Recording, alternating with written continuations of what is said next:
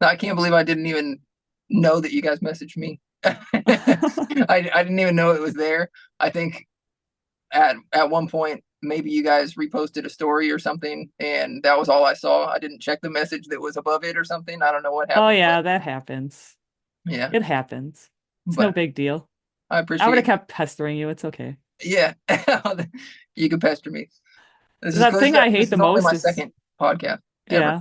The thing Yeah, I hate the most is when you're trying to get in contact with people, they have like invite only. yeah. And it's like, well, they're never gonna see that. Oh yeah, Especially because it goes to like your requests folder and it's yeah. That so happens a lot for people wanting to collaborate and stuff. Because I get like a ton of random promotion companies that are, oh yeah, we'll do this and that for this much, and I'm like, I'm not doing that. I'm not going to pay random people to promote my stuff. I'm just gonna work as hard as I can to do it myself. right. But Yeah. so I'll We get kind of tons had of those that kind of side messages. conversation about that. Like Yeah, I we get them too. So I mean, yeah, we want to promote your podcast. And I'm like, yeah, oh, that's great. Is it free? yeah.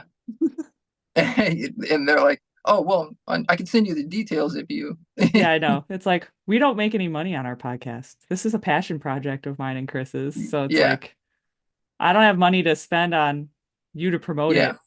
I just try Well, the I think. best I can, but we're not that great at promoting, so Well, I mean, I came across you guys, so that's awesome. I I don't even mean, remember how, but people do I, find us. yeah, that's what I'm saying. I think But if you have, especially if you have guests and artists that people are interested in, their fan base is going to find you.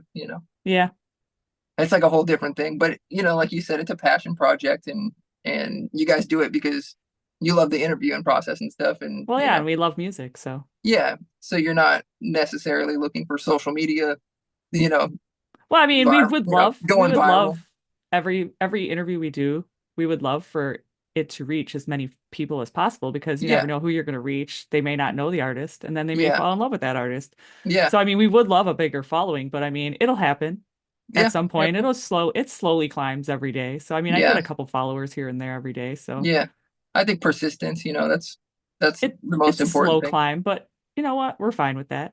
Yeah.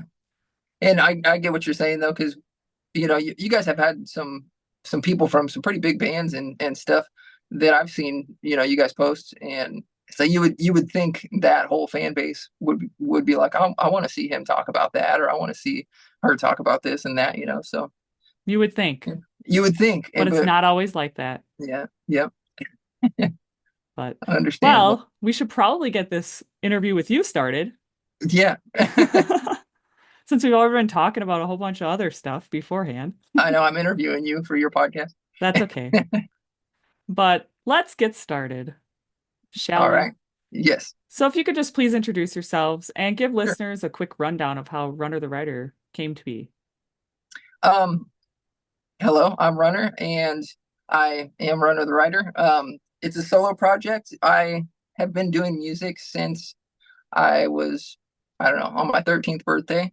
My brother gave me his old guitar, and he's 11 years older than me. And I started playing music then, and I was in a lot of bands. So, um, I've been doing music for a long time, but how Runner started, um, my initials are R&R, like this right here. And so somehow that became Runner. I don't know when exactly I came up with that, but it kind of sat around as a project I wanted to do for a long time. And I kind of had a long break of releasing music, from releasing music. And I was recording these songs. I was actually recording a song called Mine. And I didn't know who it was, who it was going to be when it came out, or what I was writing it for, if I was going to, pitch it, give it to a different artist or anything. I just knew it was 3 in the morning and I was writing what I felt. And so I kept recording music. And I think it was 4 or 5 songs into the album I just released on October 10th. Um, when I realized like, oh, this is Runner the Writer, like this is what it's going to be. And so that's kind of how it started. And then I kept recording and kept recording. And then all of a sudden I had a full length album and I didn't really know how to put it out because I didn't. I didn't know how social media had evolved. Like you said, you met Chris during the MySpace days and stuff, right? Yes. So I was, I grew up on that and stuff, and social media is constantly changing. So I was like, I have 14 songs. People have attention spans that last 6 seconds, if you're lucky. And it's hard enough to get people to listen to, a 15-second clip of your song, let alone a full length album. So I released a song called Sunset, and that was the first song that I released as Runner the Writer. Um, and I just song by song kind of kept trying to build an audience and find people who enjoyed the music, I guess, and who wouldn't scroll away too fast. And so I just a year later, that album was done before I released Sunset, or this album, The Hard Part. And so I've spent that whole time like having all these songs that I want people to listen to, but I want people to want to listen to them, and finally just released that. So I guess Runner started, you know, um, kind of on accident. It was just me making music just to express myself, and then I realized like, well, I have to put this out because like I was proud of it, and I really wanted to share that music with people who hopefully would like it as well. Yeah. I mean, and you were talking about you were releasing song by song to grow a following. Yeah, I mean, yeah, that's pretty much what a lot of artists are doing anyways. They're doing like the yeah, singles thing. yeah. And that's like that was the whole thing is I could have kept doing that. I had only released half of the album up until, October 10th. So I could have kept, one song by one song, and that would have taken forever, and but it would have prolonged things. But the way that this album was recorded was kind of a collection that was meant to be listened to from beginning to end. So I was really excited to just get it out there. And I have a lot of people, especially when I had only like two songs, three songs out, that they would like what they heard, and they would go to Spotify and they would only have two or three songs to listen to, and they'd just be like, when's the next one? When's the next one? When's the next one? And I just really wanted to have a decent a decent amount of music for people to go and find and be able to listen to when they decided like this is something I like. I want more. Like I wanted to be able to share the whole thing. And I've already started recording new songs, so it's not like, that's the Right. end or anything. I've already I don't know. I've already written maybe 20 other songs that I'm in the process of recording, and some of them are still like half written and just in the works basically. I've recorded a couple of them, and there will be a lot more new music coming, but I wanted the hard part to be, out there so people can hear kind of how it all began, I Yeah. guess. Well, speaking of the hard part, it did come out on October 10th. Hmm. How are you feeling about its release so far? I'm glad it's out, and everybody that has heard it that is commenting and telling me what their favorite song on it is and stuff like that seems to like songs that I didn't expect for those to be like, oh, this is my favorite and stuff. So I'm really happy that it's out, and I'm happy that that people are liking kind of the songs that I haven't even posted. There's no content, or teaser clips or anything for certain songs. And so I'm really thankful that people are actually going and listening to the entire album. Yeah. I like the album. It's a great album. Thank you. I'll tell you what my favorite songs are. What are your favorite songs? My Deja Vu, Uh-huh. Sunset, Scars in the Dark, and then the acronym one that's Without You, With Me. Yeah, Without You With Me. It's hard Yeah. to say the other stuff. Like I cannot Yeah. say I WOYWM. It's so yeah, weird to I have say. I have no idea. You would be like, William. I don't know. But yeah, that was a song I didn't know. That was the second song, or third song I recorded. So I recorded mine, and then I recorded Run, and then I recorded Without You With Me was the third song. And then I think it was Cardiac Curse, and then just kept going and going. Yeah. So Did you have any personal favorites from the record that you've recorded? um they all like I love them all in different ways. They kind of express like, they kind of tell the story of different things I was feeling. when I was in the writing process and stuff. But I would still, I don't know. I would still say Sunset because it's like instantly kind of puts me in a good mood. But like Bad for You is like really fun. It's kind of like a party. My Deja Vu was one of those songs. I didn't know if I should release it because the I don't have trust issues line. Like I felt like, oh, people are like they're either gonna like it or they're gonna hate it just because of how like upfront that vote, that lyric is and controversial. And then I kind of thought like, oh, that's probably why people will like it, you Right. know, because it's like not something that people will say so bluntly themselves. But if you could say it for them, that's like probably a good thing, Yeah. you know, Was there a specific message you were hoping to convey with the album? with the entire album. Yeah. Um, I think it was just kind of, I don't know. For one, I think that it's really, music is kind of one of those things that it's really cool that I got, I have a meaning for every song, but it's really cool when people can hear it. Somebody just commented on TikTok today and they were saying, I think it was Scars in the Dark. Um, they were saying, like, this is my take. Like, this is what I feel. Like, I don't know what your songs are about, but this is what I feel when I listen to it. And I was like, that's what's beautiful about music, like you kind of made your own story. It's like, when directors leave Easter eggs in movies and it's like little things that they don't explain ever. It's just like a little thing that is up to you and you make that conclusion. Like when somebody's looking at a laptop in a movie and you can't see what's on the screen and you see a surprise look or something, you're going to make up like what they just saw. You're going to make up your own reasoning.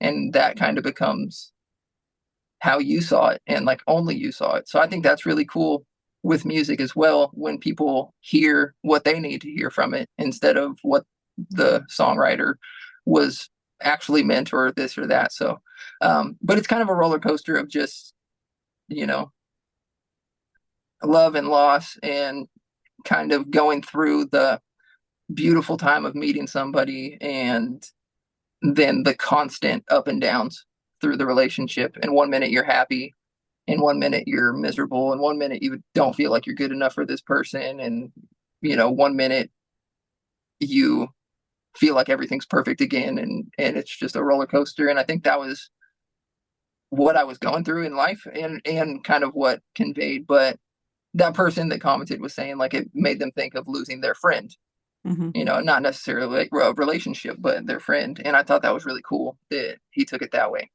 Yeah. Yeah, I know. So People definitely interpret songs differently. yeah, It's kind of like poetry too. I mean, yeah, you read a poem, you're gonna take differently from a poem than you yeah. are what maybe the poet actually meant. Yeah, I think that's true for any kind of art, and that's it's subjective. And We so, all have our own minds. So yeah, whatever they think of, that yeah, whatever your mind thinks of is, yeah. you know, It's whatever you need to hear in that moment. That could be your song. That's the way you hear it, and now it's like you are a piece of that song. So that's yeah, really whether you wrote it or not, you're a piece of that poem. You have your own way of viewing that movie or that painting or whatever. So right. I think it's really cool. So now I'm curious, if you could describe the album in 3 words to someone who hasn't heard it, what 3 words would you choose? Oh my goodness, that's I really hard. know. It's a Uh, hard question. that is tough. Um, just 3 words. Yeah. I think I would say roller coaster is probably one of them. Um, Catchy is another one of them, and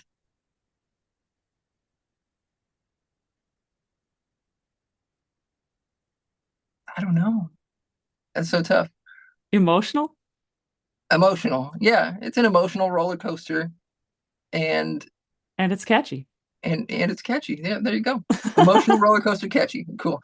We did it, or I did it with your I help. I don't know. assisted. I Those are assisted. probably not the 3 words you would pick, but thank you for helping me. I mean, I don't know. I'd have to think about it Yeah, as well. I mean, that is a tough question to answer, like yeah. It's just straight like off the top of your head.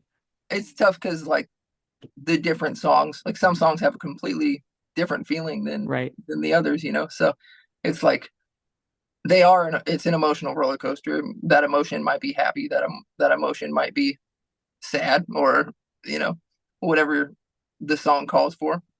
But but yeah, then like there's just like some that are fun, like Bad for You, or like Without You With Me. It's like right from the get-go, it's kind of just like a fun, happy, lighthearted kind of song. And then there's the darker songs that are just the complete opposite of that. So it's like, all right, Yeah. yeah. Speaking more of songs, were there any songs you found that were more complicated to write and get right in the mixing process? Um, I think which song was it? Mine.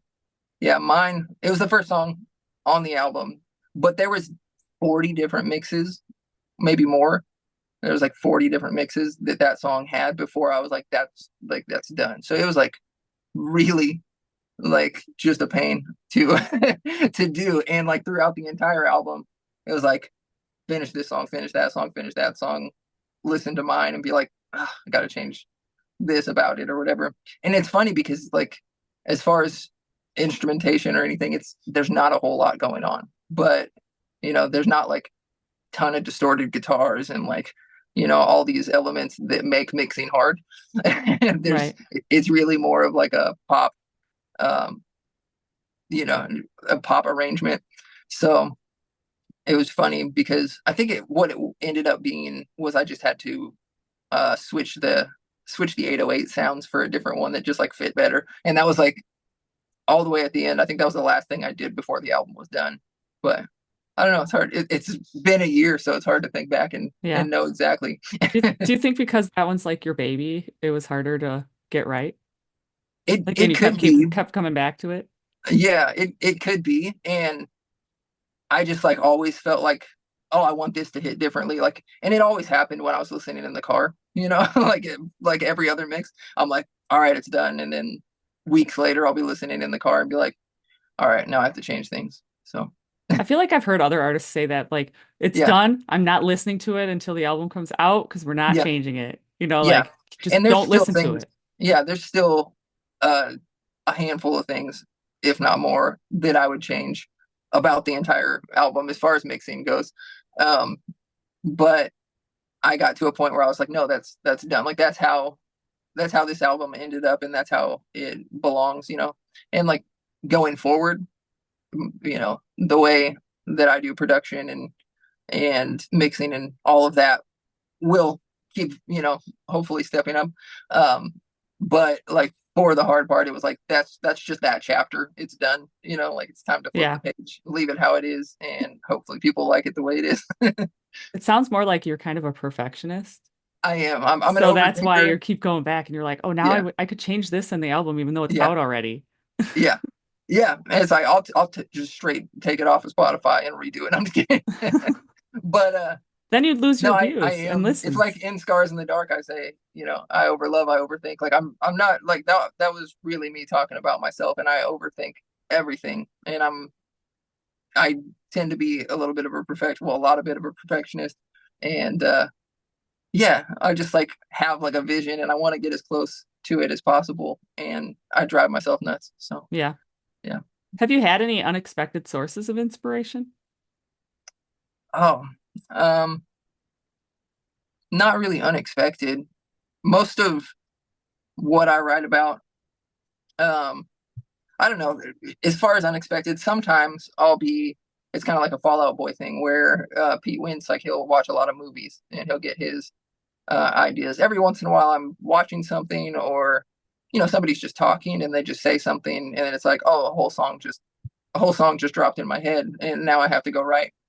But um, I don't really, I don't think anything's really unexpected. I kind of just pull from either I've experienced it or somebody that I'm close to has gone through something that kind of sparked something.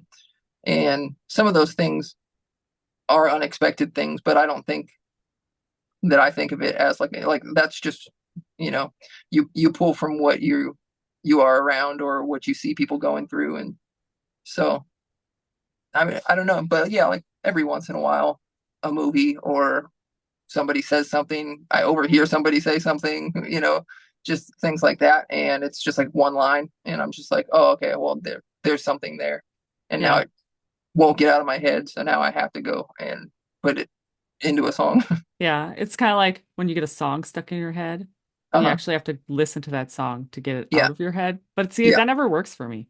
Yeah. And then it's just stuck in your head for It's another just week. still stuck in my Yeah. head. Yeah. I don't know. They always Yeah. say that. You should go listen to that song and then it'll be out of your head. No, never. No, Mm-mm. no. Doesn't work. But that's a good song. That's an earworm. Apparently. Yeah. An earworm I'm trying to get rid of, but it's not happening. Yeah. Those are the best. But that is how it is with the writing process too. It's like all of a sudden, a lot of there's been a lot of times in my life too where I've woken up and just had a song that I wrote while I was sleeping, I guess, in my head. And I have to Talk like, about it. yeah, like I really have to think like, is that somebody else's song? Like I'm asking people, do you know what this is? And no, like, all right, well, I guess I wrote a song.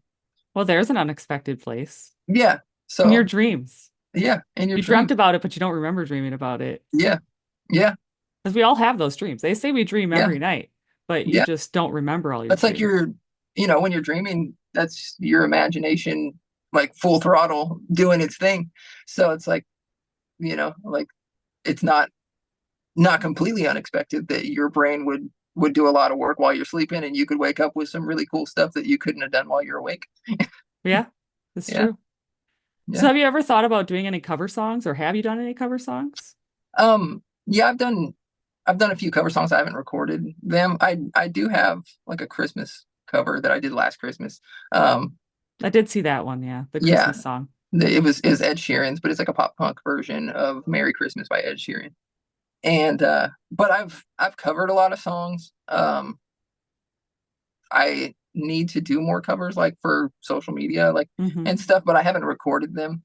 But I do want to do kind of like a an album of kind of, you know, my versions of songs that I just love, not necessarily recent songs or Yeah, old songs, just kind of a mix of like songs that I love, yeah. Who you would know. you And cover? I don't know.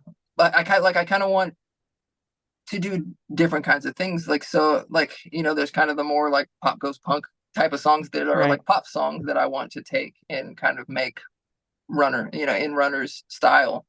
Um, and then there's the songs that are already in the genre that I love, and it's kind of like I guess that would be like a nostalgia type of collection of music, an EP of the nostalgic songs that like I kind of was raised on, or as far as like the pop punk and emo stuff goes. But I listen to so much music that like I love pop music. I love um that I was raised not like raised by my parents, but like I came up listening to so many different things. And when I say I wasn't raised by my parents, that's probably true too. But they weren't really around. But I had an older sister, and when I was growing up, she loved like Britney Spears and Mariah Carey and like just radio pop, like diva pop, and I don't know what to call it. But then she also is the one when I was like 10 years old or somewhere around there that was like, hey, I found this band. They're called Blink-182. I found this band. They're called New Found Glory. And I think Blink was the first thing that I ever just fell in love with. And I just felt like they were like, you know, older brothers, like making me laugh and speaking for me and stuff. So that was like my entrance into pop punk was like bands like New Found Glory and Blink-182 and um like the Ataris and Rufio and bands like that. And this was before emo came about, so it was pre Census Fail and Under Oath and all of those bands. Um, so, but I had all of that going on, and then my brother, who's 11 years older than me, I mentioned he gave me my first guitar. It was like an old off-brand. It was that guitar was like 60 pounds. I don't know why. It was like this white. It was called a West Tone. Not even like a real brand, but it was a guitar and I was like obsessed with it. So, but he listened to, Metallica and Danzig and Slayer and, um, Six Feet Under and Cradle of Filth, and just like complete opposite of what my sister listened to. And I was kind of in between, just like I love all of this in different ways. And then my dad, like, just listened to the Beatles and the Eagles and Led Zeppelin and that kind of stuff. My mom listened to like Grateful Dead and the Smashing Pumpkins and all of that stuff. So I was just like with those immediate family members introduced to a lot of different types of music, and um, a lot of rap from friends and NWA and stuff. And there was just like a lot. I grew up in California, so there was a lot of rap in general going Mhm. on around, Long Beach and stuff like that, um, in the 90s. So, but yeah, so I think I was kind of just like a melting pot, just like soaking it all in, and like I loved all of it. So, but I think like the first thing that I fell in love with was like, as far as like pop punk goes, is like Blink-182 and stuff like that. Yeah. But I remember falling in love with Eminem and Linkin Park very young too. So those were like huge parts of what made me want to do music. Besides watching the Goofy movie, watching the Goofy movie was the first time I saw Powerline, Yeah. and Max like in the Goofy movie, dresses up like him for the assembly to like rig the whole assembly and all that. And that was like the first time I remember being a kid and being like, I want to make music. Like that's what I want to do. I want to be Max and like do all that cool stuff. Yeah. I'm not that cool, but you know, I wanted to, and that was like the first time I realized like I want to make music. So I yeah, think I have a Powerline shirt. I do too. I think I got mine from like Meyer or something though. Oh yeah, I Some just went to store. Meyer for the first time. I was in Indiana. What, Indiana? Yeah, I was coming out of Indiana into Kentucky, and there's a Meyer there, and that was my first time ever going to a Meyer. I heard so much about it, and It's I like was like, fancy Walmart. yeah, it was really cool though. Yeah. And I went I mean, and I they went have a to a good store. variety of stuff, so They do, and I went to another store I've never been to called Gabe's, and it's like, I've never been there. okay, it's like Ross, I guess. I don't know. It's like kind of like a store like Ross or like TJ Maxx or something, but they had a lot of cool stuff there too. Yeah. Well, I have Ross's around here, so Hmm. Yeah, there's neither of those are in California, so I'd never been, but I just have heard things. yeah. There's a lot of things in California that aren't out this way. Yeah, pretty soon, um, we're getting an In and Out, and I'm super excited for In and Out because I miss it. And I don't know if you've ever had In and Out, but Nope. it's it's pretty great, especially just growing up in California. It's like I moved here and I was like, oh, I didn't know how much I would miss it. Right. Yeah, the only way if I had ever had In-N-Out would have to be if they had any gluten-free options, because Oh, unfortunately okay. I'm gluten-free. Yeah, I think they do. Like if you get like a lettuce wrap instead. Oh, that's boring though. Yeah. Chick-fil-A has a gluten-free bun, so I'm good. Do they? Yes. That's awesome. I So at love least they Chick-fil-A. have that. Yeah. And Culver's. Yeah. I've never had Culver. Well, you gotta have some Culver's. Gotta try it. That's our favorite place to go. If I had to go there, it's like the better, yeah, for your money. Yeah. Because we got like a Shake Shack around here now, and we Yeah. went there, and my husband and I were like, I don't know what's so special about it. I could spend less at Culver's, and it's probably Yeah. better. I hate that when things are super hyped up and then you finally try it and you're like, oh, Yep. that's a letdown. I know, isn't it? It's such a letdown. Yeah. That's probably what will happen when you do have In and Out, especially because they don't have any options for you. So Probably. I don't know. Maybe they'll come up with a gluten-free bun before I try it. hopefully. Maybe. Yeah. I'm not holding my breath though. Yeah. Yeah. I haven't had Shake. I don't think I've had Shake Shack. I just tried Steak and Shake for like the first time when I was in Yeah. Nashville. Yeah. So, speaking of things that, like dreams, would you have a dream collaboration besides Um, probably Blink 182? yeah, I was gonna say. Um, Besides Blink, I don't know. For hmm, Like, who would be fun to collaborate with? like just fun too. Yeah, fun. Just for funsies. I don't know. In any genre, Sure. It's your collaboration. I don't know.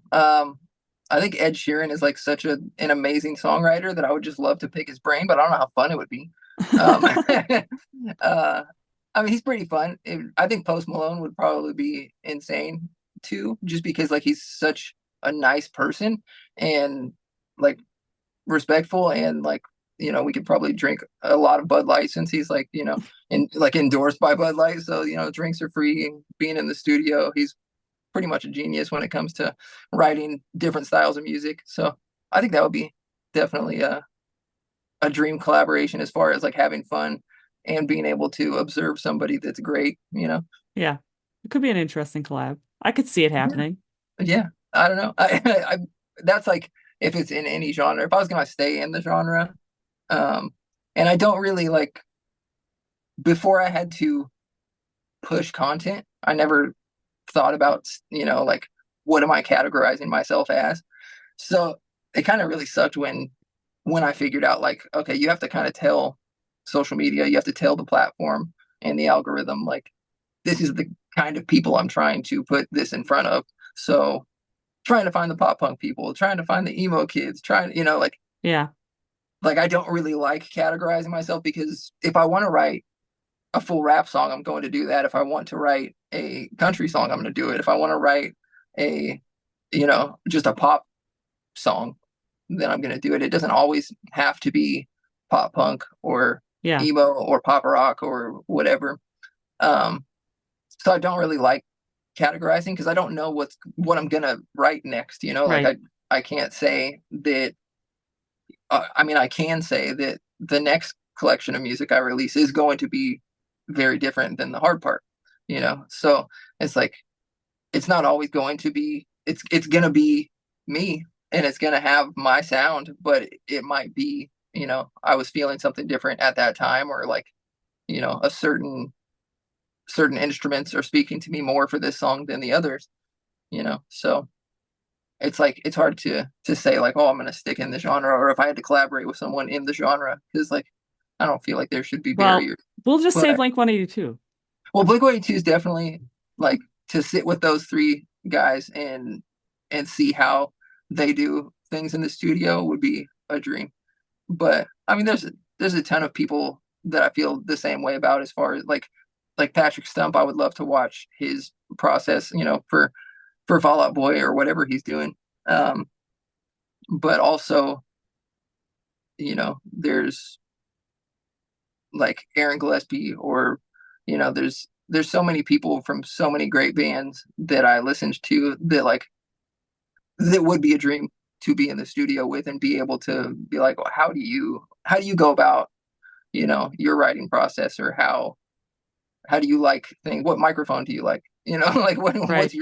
what's your favorite drum heads to use, or this, or just anything. What kind of guitars? I mean, for most bands, you're going to be like, okay, there's a Les Paul, there's a Stratocaster, there, like it's going to be pretty, you know, pretty common stuff. But there's like, all the bands that I grew up with that I would love to, just be there with. But Blink overall, to like sit with three of the people that I kind of looked up to growing up, or well, actually did look up to growing up. That would be really cool. Well, you never know. Maybe Mark Hoppus will hear your music and be like, "Oh I man, I know. should collaborate with that guy." Yeah, I know. But my friend Kevin actually got to record uh, some of their stuff. I was friends with him back in the MySpace days, and he was in a band called Love Hate Hero, and then was in Escape the Fate.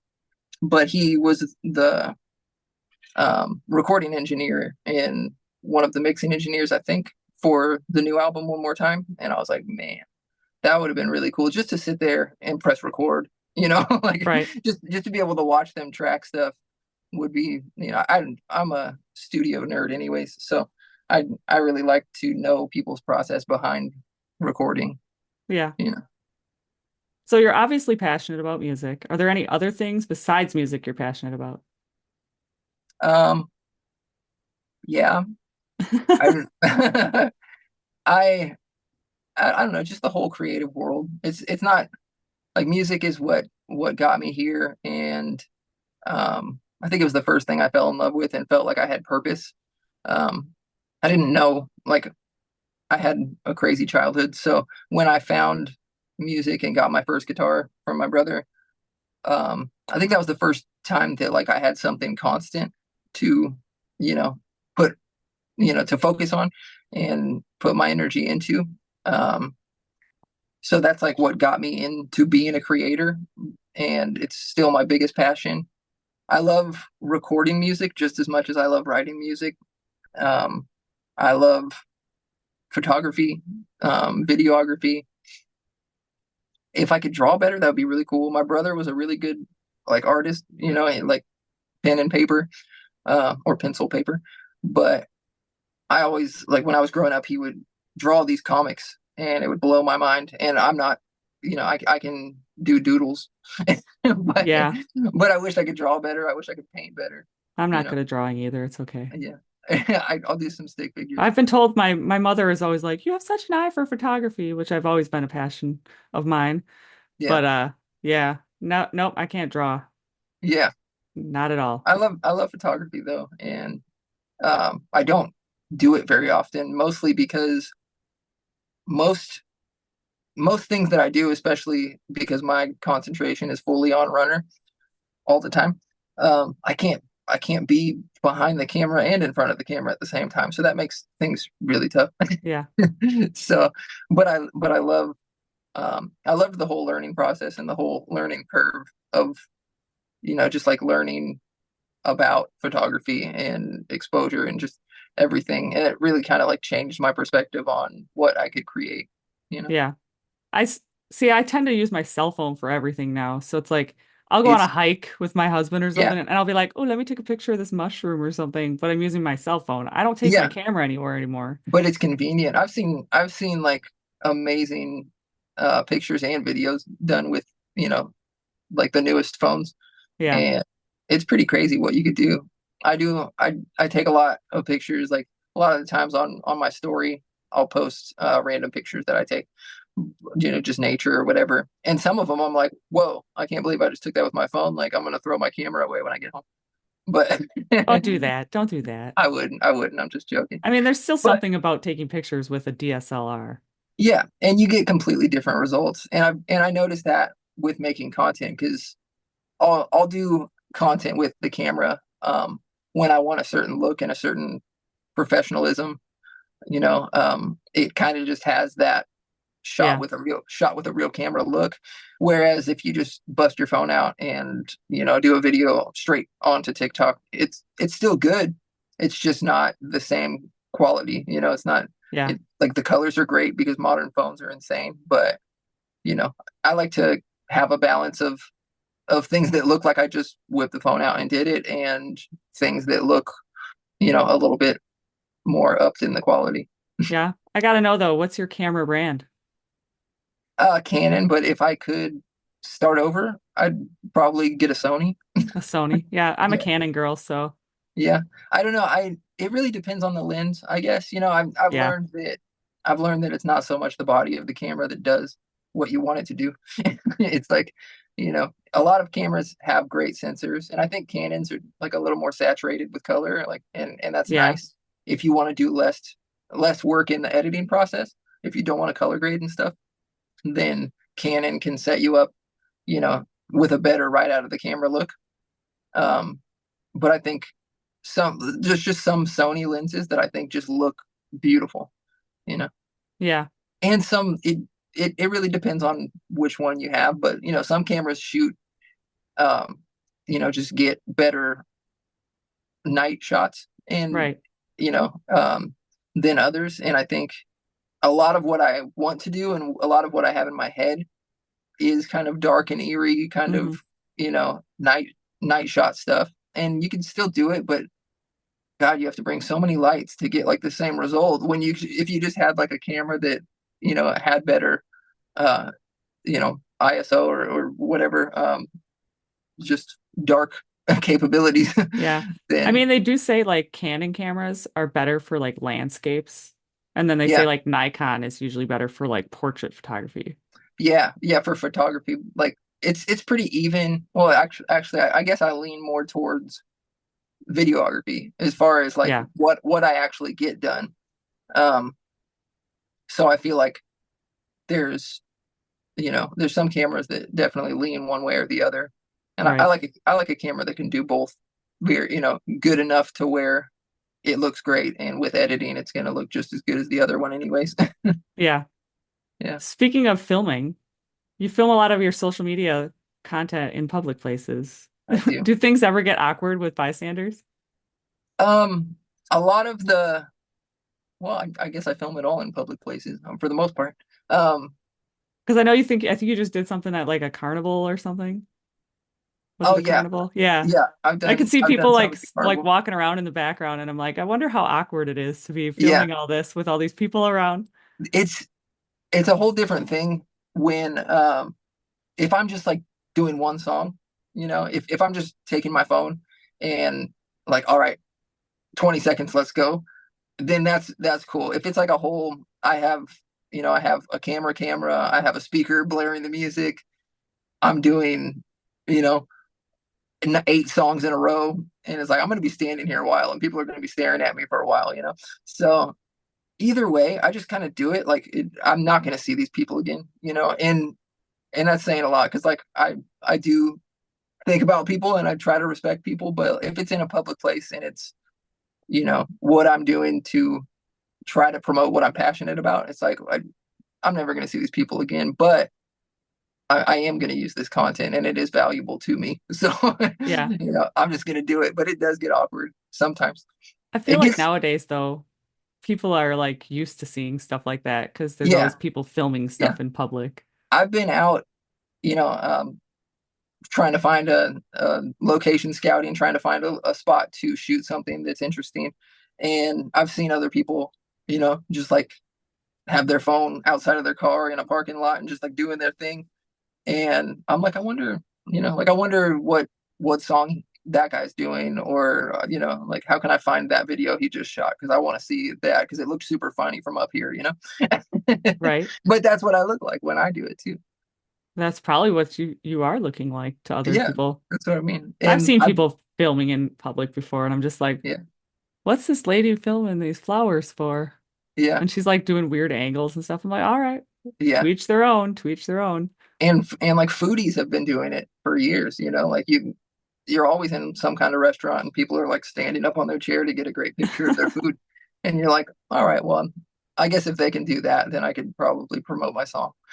Yeah, I would be totally, I get inside my head like in Yeah, public. yeah, Like I take I take forever to get a shot that I actually like. Like Chris and I had to do a filming for like a little promo that we were doing. I took yeah. like 60 different videos Oh wow, of just me talking because I'm not good at remembering what I need to say. yeah. And you don't want to look like you're reading it. No, I don't want to look like I'm Yeah, reading a script. And I also don't want to like have to splice it together and you can tell because you have all yeah, this little choppiness to it. yeah, I want it all in one take. So I'm like yeah. 60 times to get that video right and it still wasn't And perfect. you just get in one word out of the whole thing. You Yep. you get wrong, and then you have to start I'm over. like, Yeah, dang it. Gotta start over again. I know that feeling. Nothing worse than that. Yeah, So you were Randy Romance on MySpace. I was. Do you That's remember? Do you remember what your last MySpace background was? my last MySpace background. Yeah, what was your Um, background? I remember what mine was. it was a, I think it was the album cover that I had just put out. I released an album called "Are You Watching Closely?" So it was a picture. I had my scene hair all in my face, and I was like this, and like looking up on the back of a train. So that would have been the last background, and then I had like it was a project called November Blessing, and it was the first solo project I had ever done. But um, on like where the buttons were, like add friend and all that, like you could also put an image there. So I had like um, it was basically just like my eyes, and then it said November Blessing. But the background would have been the album cover. Yeah. Mine was Pikachu. It was Pikachu. Yeah, yeah, that was really cool. And sometimes I still miss being able to customize your your whole Yeah, page and do that. They I just do like miss made it. it. They just made it to where you could put a song on Instagram, and I was like, oh, so like Yeah, 20 I years know. later, I know they made it so you can put a song on there, and I'm like, hey Chris, we're gonna change it. Every time we release an interview, I'm gonna change it to the song from the band to one of them, yeah, that we have released. And yeah, I'm doing horrible at it. yeah. I saw it, and then I changed it like the day that that happened. I was like, oh, I'll put run up, and then because all of the songs I already had released um are on the hard part, and then like because they were re-releasing all of the songs except for Sunset disappeared off of Instagram. Just Instagram. Huh.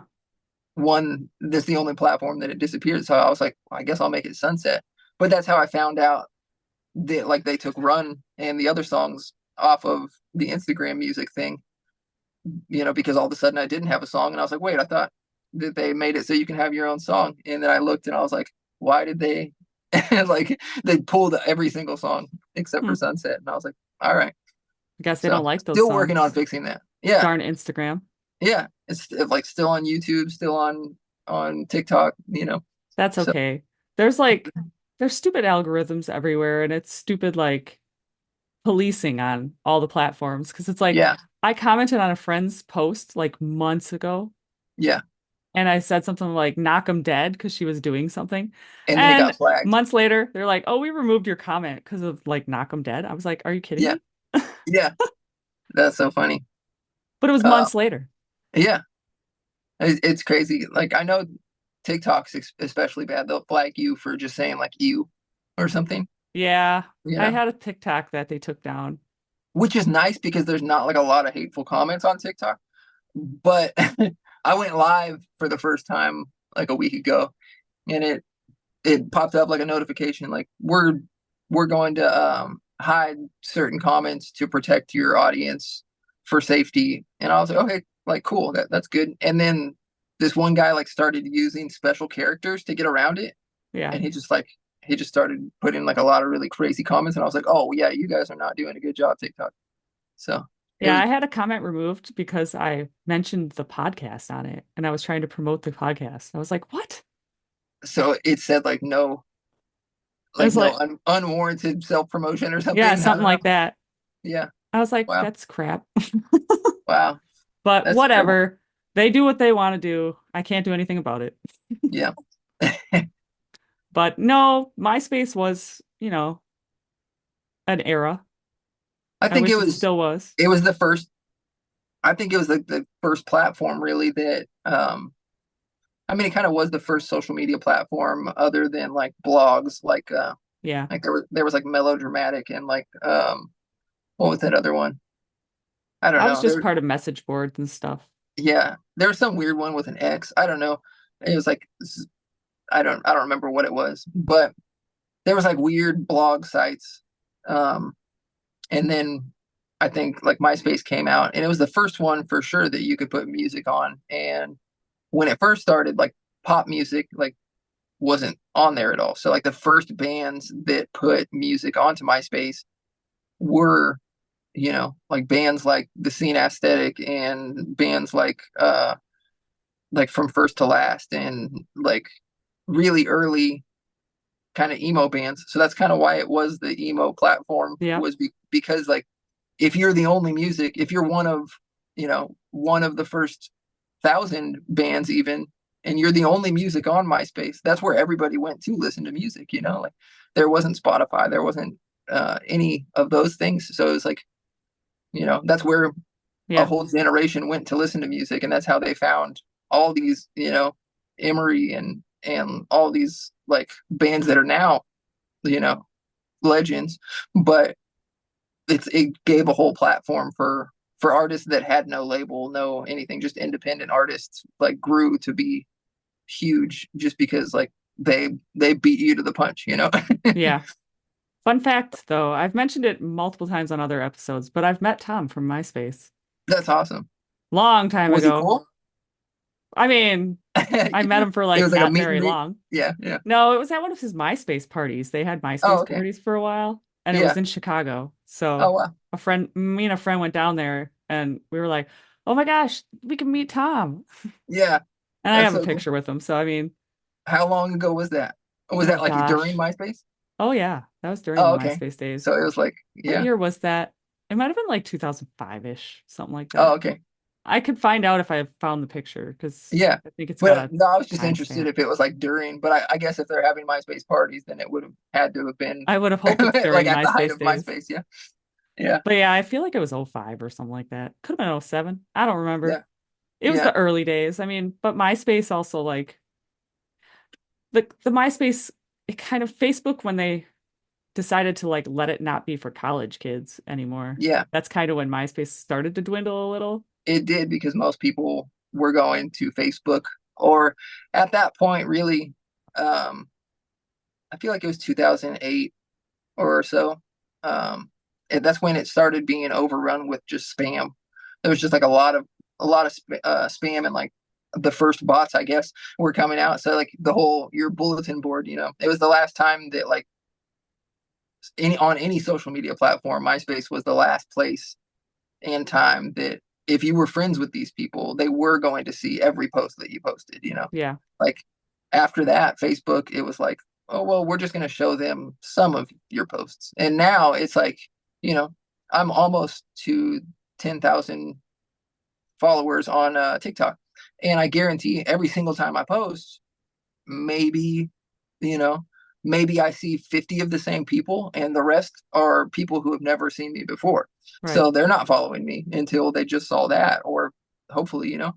But it's like, that was the last time MySpace I had a lot um of people on there and it's like when I promoted my music, it's like all of these couple 100,000 people were going to see when I came out with a new album Right. and it like that was the coolest thing ever for an independent artist because if you were friends with them like they were going to know you had new music or something important to share and now it's like you could just push and push and push and be lucky to hit a couple hundred people you Yeah. know Well, that's also because uh, all the social platforms are greedy and they want your money yeah to yeah boost everything. yeah And and it's they like, do we've and there's boosted a couple times and it helped, but it didn't really help. on Instagram Yeah. yeah It's yeah like, oh, I you tried that can out reach this many people. And yeah I'm like, we barely even got there. I actually saw like I boosted a few times on TikTok and Instagram in the beginning, like when I first released Sunset, and I think a couple times here and there. But I found that like when I stopped completely on everything, like I was like I'm not spending another dime trying to promote anything. I'm just going to try to hopefully the algorithm starts liking me a little bit more or something. And I saw a lot more like real people that were genuinely excited about the music or wanted to hear more. I saw a lot more of that once it wasn't just being pushed to like whoever. Right. So I think Well, like persistence and just people that are actually interested finding your content is like the best way to go. yeah. Well, the people will find you. They'll find the podcast in They their will. own time. Yeah. We're just growing. We're Just we're babies on social media. yep. It's all right. Yep. So my final question, it's a very important question, and some people have a hard Oh, time answering it, I was gonna but say we'll see.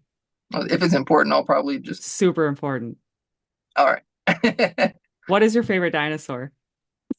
Ooh, that's a tough one. Growing up, it was a Velociraptor. Because I was very much into Jurassic Park and I loved the Raptors. Um, but I loved it is the Velociraptor, right? The one where the thing comes out, right? No. No, that's just a regular raptor is a Velociraptor. Yeah. So The what one that what is spits the acid yeah, the is one that different. spits it? Okay. Yeah. I don't remember what that one is. I'll have to look it up. Okay. Well, either way, it was like that one for a little bit, but I just loved like the regular raptors or whatever they're called. I guess that might be a Velociraptor. Just you know.